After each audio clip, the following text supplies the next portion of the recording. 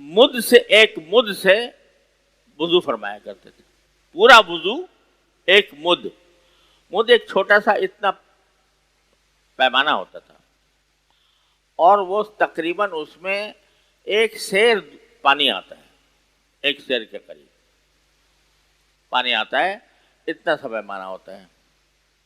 اس سے وضو فرماتے تھے اور تاکید فرماتے تھے کہ وضو کے اندر پانی کم استعمال کرو, زیادہ استعمال نہ کرو. یہاں تک فرمایا کہ ایاک والصرف وَإِن كُنْتَ عَلَى نَهْرٍ جَارٍ, کہ اگر تم بہتے دریا کے پاس بھی کھڑے ہو, یعنی پانی کی بے شمار فراوانی ہے, دریا بہہ رہا ہے, پانی کی کوئی کمی نہیں ہے, پھر بھی اسراف سے بچو, اسراف سے بچو, زیادہ پانی استعمال کرنے سے بچو, چاہے دریا کے کنارے کھڑے ہو تب بھی.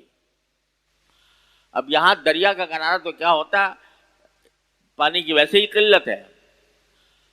اب نل کھول دیا اور وہ تیز کھول دیا, پریشر کے ساتھ کھول دیا, پانی بہہ رہا ہے, صرف کلی کرنی ہے. کلی کرنے کے لیے اتنا زیادہ پانی کھول دیا کہ وہ پانی ضائع ہو رہا ہے. کلی کے تو اتنا پانی چاہیے, اس کو چاہیے کہ نل بند کر کے کلی کرے, پھر دوبارہ کھولے, پھر بند کر دے, لیکن کھول دیا تو کھولا پڑا ہے. تو یہ اسراف ہے جو نہ صرف یہ کہ سنت کے خلاف ہے بلکہ ناجائز ہے ایسا عمل کرنا.